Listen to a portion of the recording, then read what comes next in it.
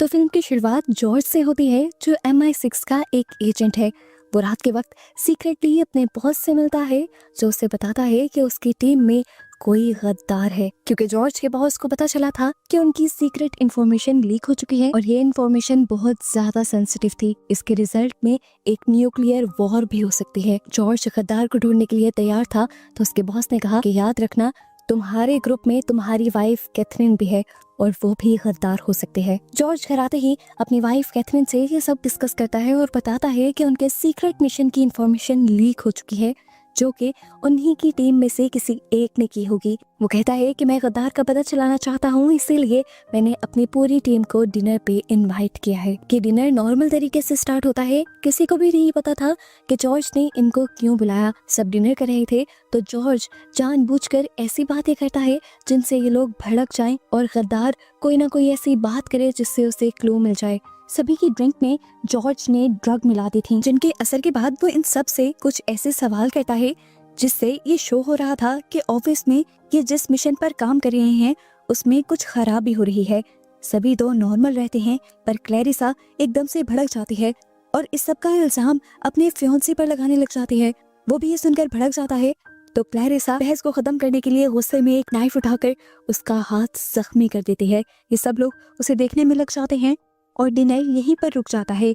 कोई भी अभी ये नहीं जान पाया था कि कौन सा ऐसा काम खराब हुआ था जिसके बारे में बात जॉर्ज कर रहा था। जॉर्ज और उसकी वाइफ भी घर वापस आ जाते हैं, जहां जॉर्ज अपने घर की डस्टबिन में एक मूवी की टिकट देखता है। ये देखकर उसे अपनी वाइफ पर शक हुआ कि क्या यही तो वो गद्दार नहीं जो बाहर जाकर दूसरे लोगों से मिल रही है और यहाँ की बातें बता रही है। लेकिन इस बारे में उसने अपनी वाइफ से कुछ नहीं कहा, क्योंकि वो अपनी वाइफ से बहुत ज्यादा प्यार करता था। सीन कट होकर अब हम जॉर्ज के बॉस को देखते हैं, जिसने जॉर्ज को गद्दार को ढूंढने का काम दिया था। वो अपने घर में अपनी वाइफ के साथ बैठा ड्रिंक ही कर रहा था कि तभी एकदम से उसकी पूरी बॉडी अकड़ जाती है। न जाने उसे क्या होने लगता है और जब उसकी वाइफ उसे देखती है तो वो मर चुका होता है। सुबह होने पर जॉर्ज अपनी वाइफ से पूछता है कि क्या हम मूवी देखने जा सकते हैं, तो उसकी वाइफ कहती है हाँ, हमें जाना चाहिए, हम काफी टाइम से मूवी देखने नहीं गए।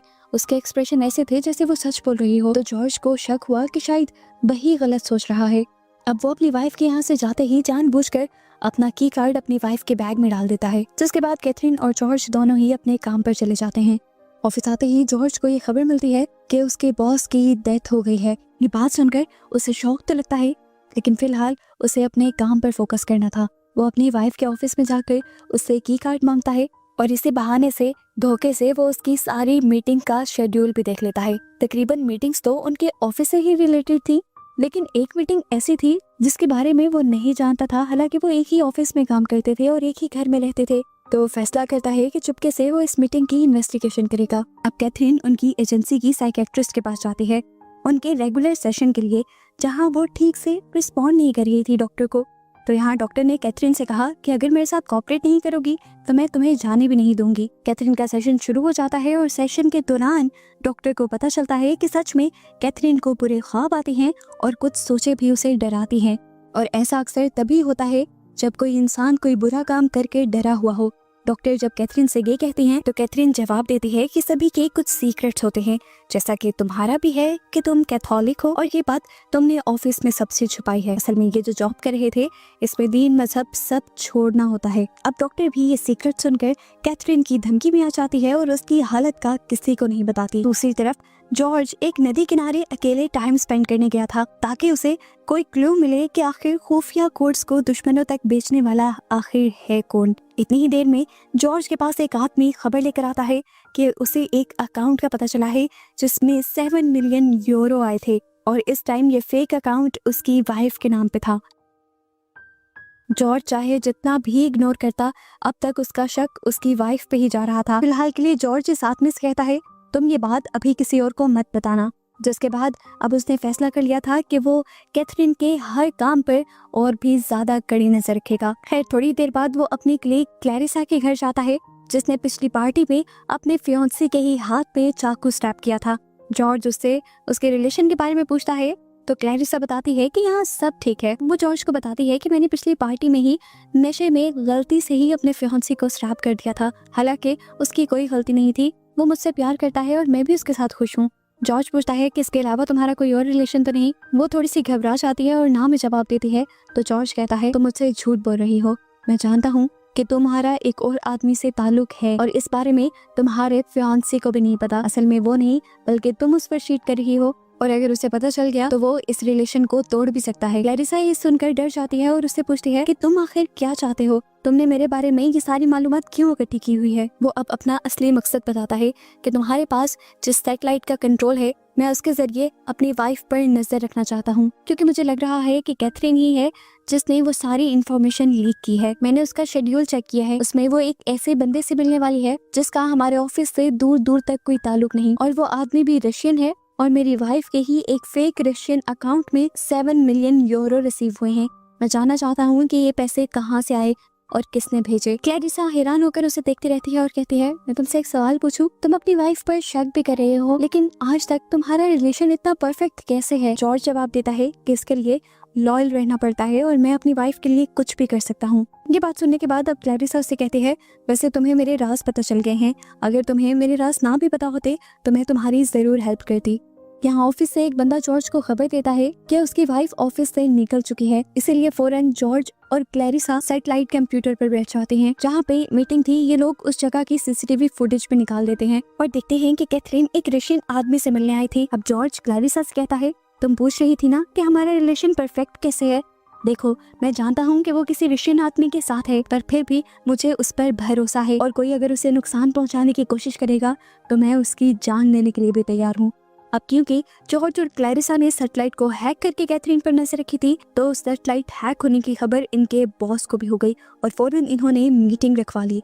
वो बताते हैं कि किसी ने 3 मिनट के लिए हमारी सैटेलाइट को हैक किया था और इस टाइम में हमारे सेफ हाउस में 6 लोग थे, हमने उन पर नजर रखी हुई थी इसी सैटेलाइट से। जब ये लोग सिस्टम को दोबारा ठीक कर पाए तो इन्हें पता चला कि उनके सेफ हाउस में अब 5 लोग बचे थे और कोई एक उनके सर्वर की कॉपी लेकर भाग गया था और अब वो ईस्टर्न यूरोप की तरफ जा रहा था और अब ये उनके मुल्क के लिए एक बहुत बड़ा खतरा बन सकता था।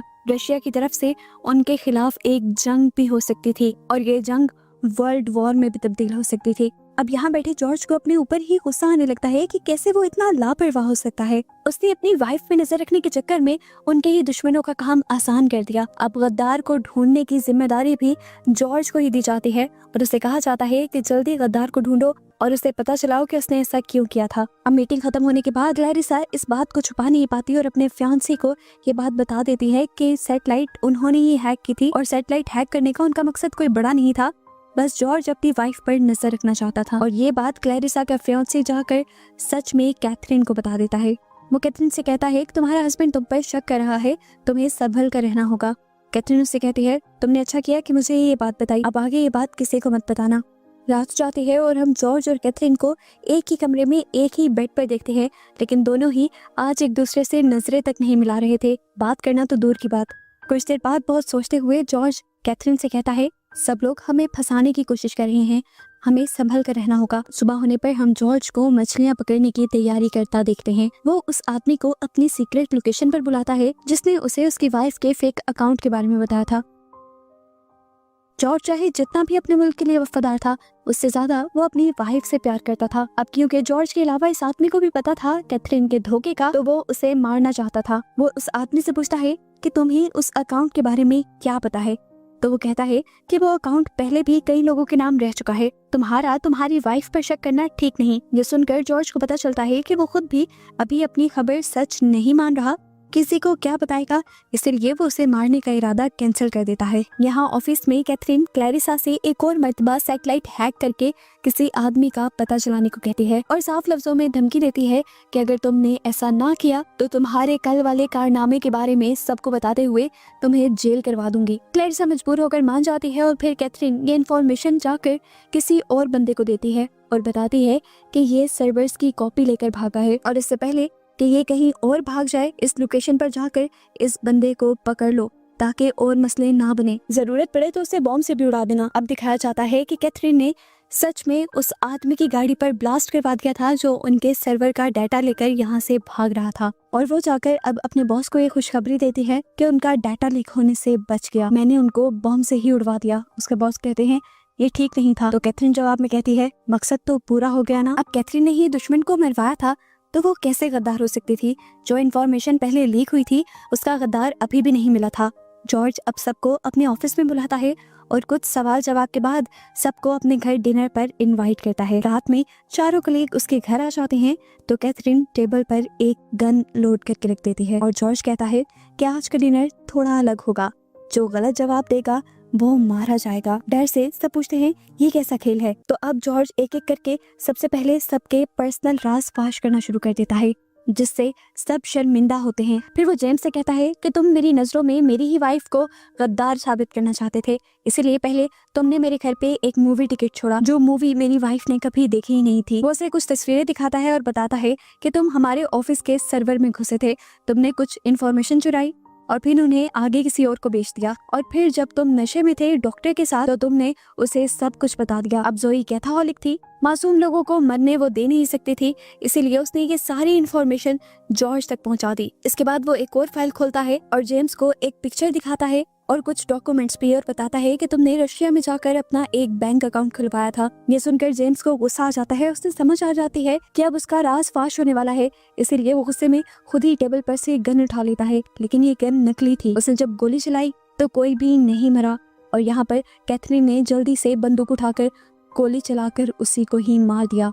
सब लोग थोड़ा डर जाते हैं, लेकिन कैथरीन और जॉर्ज सबको रिलैक्स रहने को कहते हैं और बताते हैं कि ये बहुत बड़ा गद्दार है, इसने हमारी बहुत ज्यादा इन्फॉर्मेशन रशियन लोगों को दी थी। अब सभी लोग अपने अपने घर चले जाते हैं और हम जॉर्ज और कैथरीन को घर पर देखते हैं।